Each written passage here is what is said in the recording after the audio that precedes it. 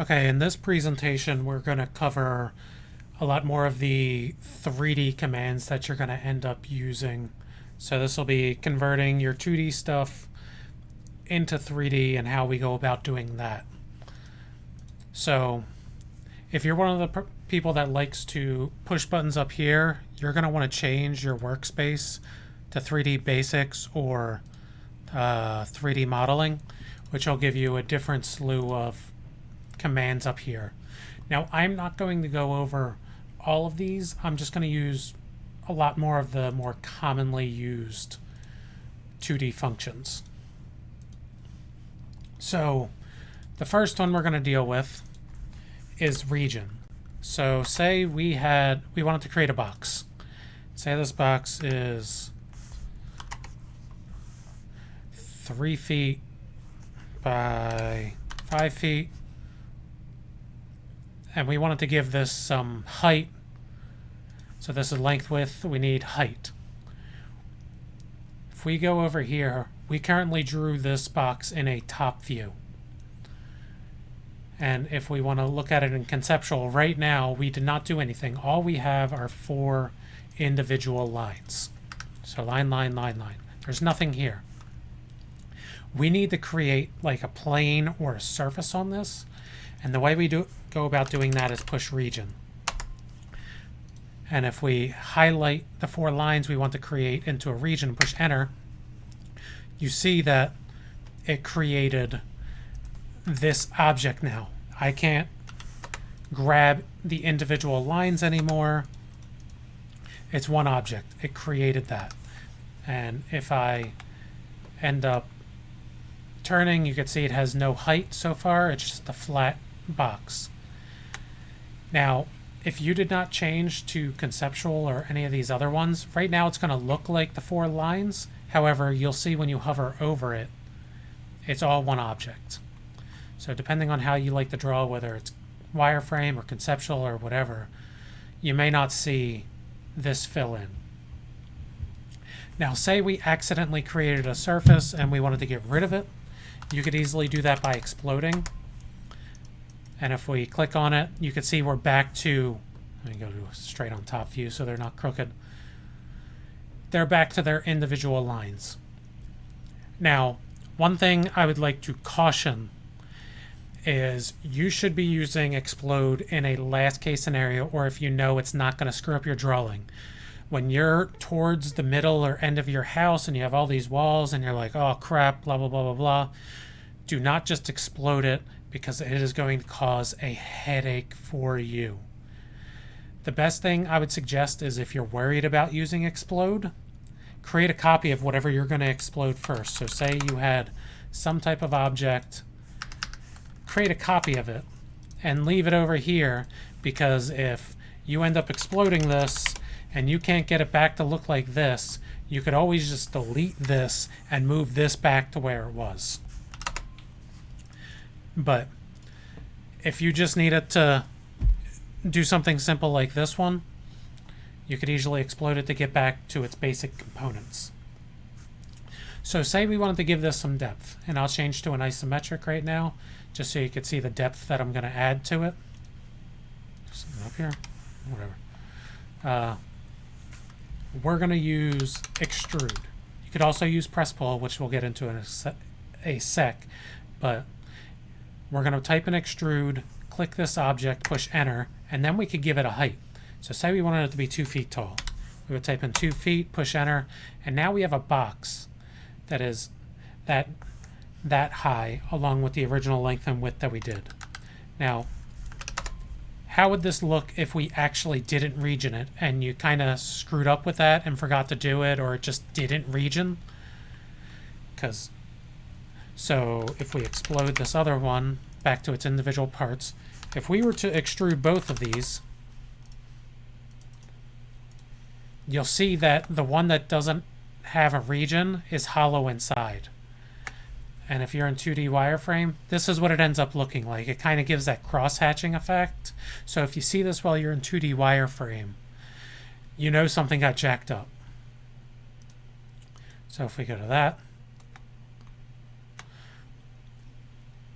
And you can kind of see that it's just like an infinitesimally small width of a line just extruded up. Now, say we were like, oh crap, I didn't want this to be 2 feet tall. I wanted it to be 3 feet tall. You could easily correct this by using the command press pull. And if you hover over certain sections, you could see it's highlighting certain faces. So if I wanted it to be 1 foot taller, I could click on this face and make it 1 foot taller. So now it's 3 feet tall. Conversely, you could kind of push it in on itself. And if we go back in 1 foot, we're back to our original object. Union. So say we had, I'm going to need to create another rectangle. So say I wanted to add this object on top of this rectangle we already created. And then I wanted to make them one individual object. So I created a rectangle, I regioned it, I'm extruding it, and say we wanted that to be 2 feet tall. And say we wanted this to be on top, and I'm just using all the same commands we've already used before. Move, and then I'm grabbing specific base points. So right now you could see these are not together. If we went to a 2D, you would see this line here, and you can see that they're not one single object. Now, if we were to type in union, it says select objects, and we want these two to become one. You saw that line disappear, and if we go to 2D wireframe, you can see it's no longer there, and this is just one object now. So, if you ever wanted to piecemeal out something you're drawing, but then create it into one, that's how you would end up doing it. Subtract. Say I wanted to subtract a hole through this thing. So, let's go to a top view, wireframe, and say I wanted some hole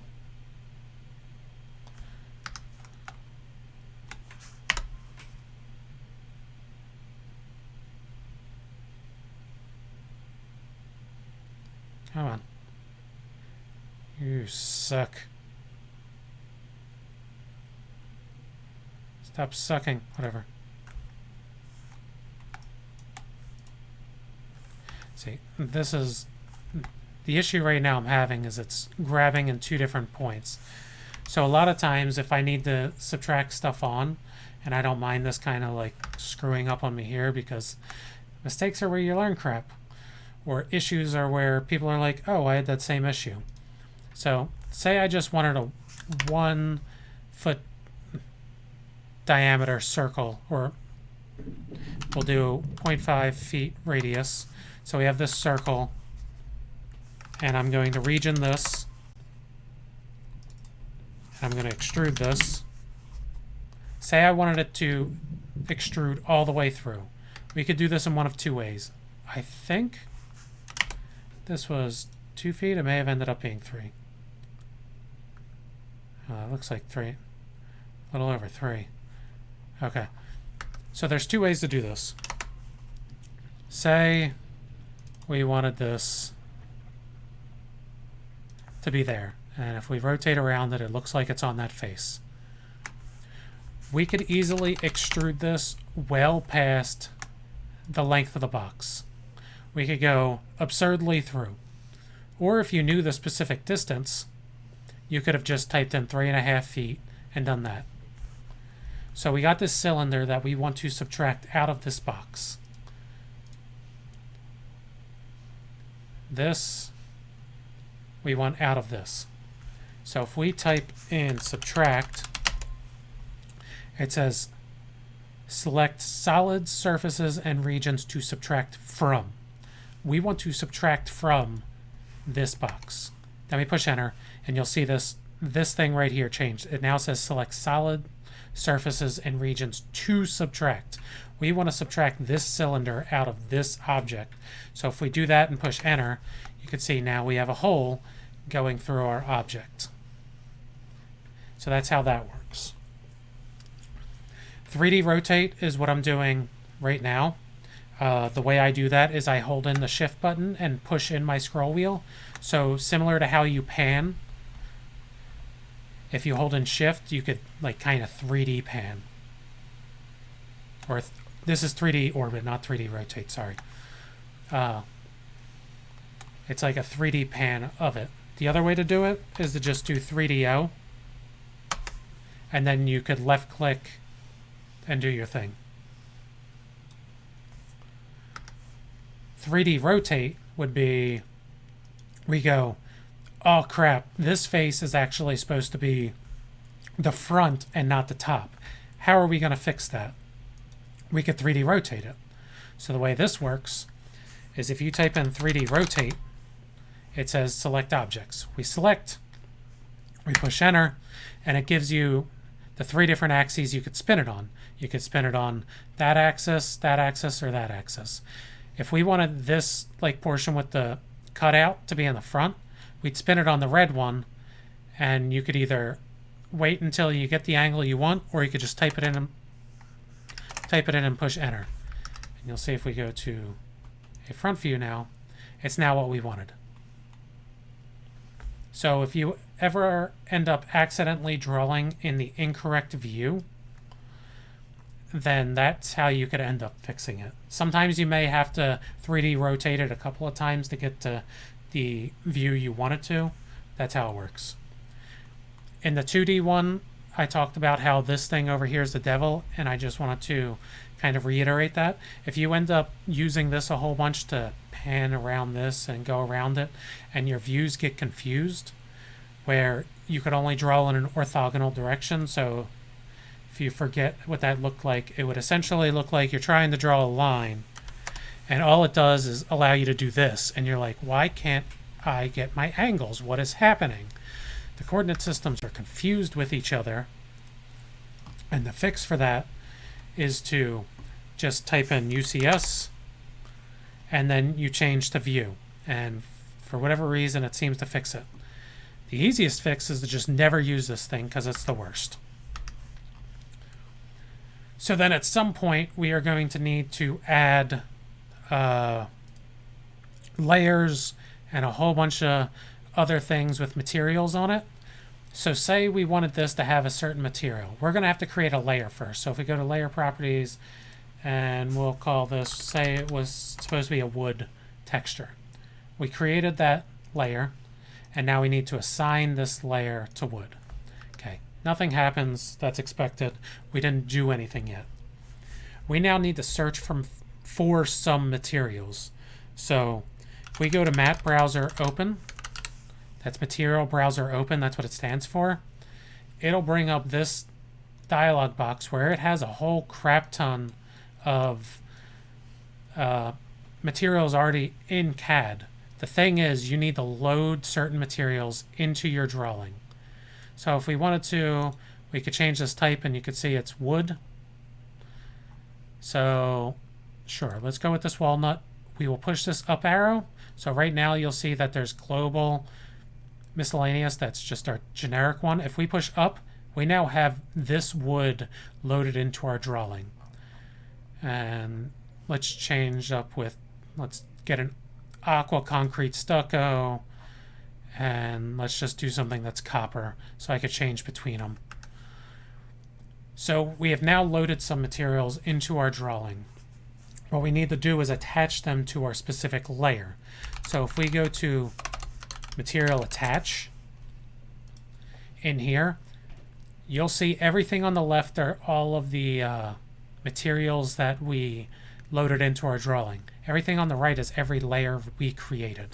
So let me just copy 2 more of these, since we have 3 layers, and assign them to different things. Aqua and copper. Cool. And this one will be aqua, and this one will be copper. Okay, so if we go back into Material Attach, we could click and drag these materials to the specific layer we want. So copper to copper, walnut the wood, blah, blah, blah. Nothing still happens. The reason this is not happening right now is because we are in conceptual.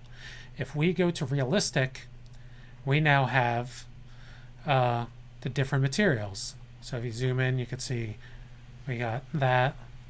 You can see that stucco texture that's blue, and for whatever reason this copper is black. So that is a way to assign materials to your drawing. Now realize if you have a slower computer, when you're doing your house and assigning 20, 30 different materials to 20 or 30 different layers and so on and so forth, it's going to bog it down. So you may want to be drawing for the most part in conceptual and have different colors so you could see it, or drawing in wireframe and stuff like that. But your final project will eventually need to have materials on it, and I will see it when it's in realistic. Now we're going to see if I remember how to do this. So we're going to try this other thing. If you wanted to add it's Mac browser open. If we wanted to add our own materials, so say you're like big in the textures and you take photos and you're like, or you're like, Professor Tomlinson, your beard is looking mighty nice today. Can I get like a high quality image of that beard and put it on my little Minecraft character? Sure, you can. What we're going to do is we're going to create a new material in this document. You're going to have to bear with me slightly on this because I don't do this a ton. So I'm just creating a new generic material. We could add an image to this. Oh, first I'm going to change this and say it's a picture. If you're doing it for your house, you may want a canvas or a cube or something, the way it's actually going to work. And then if we go to image, sure, I got this gritty picture, so we'll add gritty on something. And you could edit the image if you know the specific size of certain things, which I don't right now, or you could just be on there once. But let's tile them so it's more menacing. But if you just want it to be one specific thing, you could. And that's how it's going to look. You added your image. We could add this, I believe. Map browser. Oh, sorry. Default generic. Yeah, we could rename this to say gritty. Cool. And if we wanted to add a layer called gritty, and we were to copy this one, cool, we'll change that to gritty. We're going to do the same thing where we go material attach. Gritty's going to go to gritty. I'll push OK. Yeah, look at them. Look them in the eyes. But you could add materials that way. Now, one other thing you could do is, say you have your object and you only want to apply gritty to this face. Say you got a nice wall and you got some gritty wallpaper and it's going to look bomb AF over here like this, but only on the one side of the wall. The other side, maybe you got some concrete stucco, but on this side you got some gritty, or vice versa. What we are going to do is, oh, what the fuck? Face? No. Solid edit? Yeah. So the command is solid edit, and we could apply a material to a specific face of a drawing if we want. So if we push face, you could apply a material to a face. And say we wanted to apply it on this face, you click it, you can see it happens. It says select faces, cool. Say we wanted it here and here. It wraps around. Then we push enter, and then it says enter new material name. Gonna have to call it gritty, the specific name, exit, okay. Now we got our gritty. Look at him. Now, say up top we needed it to be this copper. you need to know the specific nomenclature of the material when you're typing that. So when we go in the material browser open, this specific name needs to be typed in exactly. So if you wanted to add walnut to this top section, it needs to be walnut period dash space stain spash light space no space gloss. You need to type it in exactly as it is. So if we do that again, 3D face, not 3D face, solid edit, and then we're going to do a face, material, up here. Oh, it's doing it grabbed the circle by accident, but that's fine. And now we got this back end too. Both of those are fine. So then we'll push enter, and I don't remember the walnut. It was walnut space something, blah, blah, blah. I remember one of them was copper. So if we do that, enter, enter to exit out, we now have copper on those sides. So that's how it ends up working. So that's how you could end up going down the gritty tunnel hole. The only other thing you may need is a 3D fillet, which is 3D, what is it? Fillet edge. So how we were using fillet before, you could apply that to an edge if you want. So similar to fillet, you would need to specify a radius, so fillet edge radius, and I think a 1 foot fillet should work. And you could choose this side and push enter, and now it's curved. So that's how you can make a fillet in terms of 3D objects. That is most of the things that I believe you will need in terms of 3D commands. I will do some more things specific to your 3D house in another video. So I'll probably go over this solid edit again and some subtracting to show you walls and doors and windows and crap like that. But this should give you a good foundation for starting your 3D dwellings and starting your house.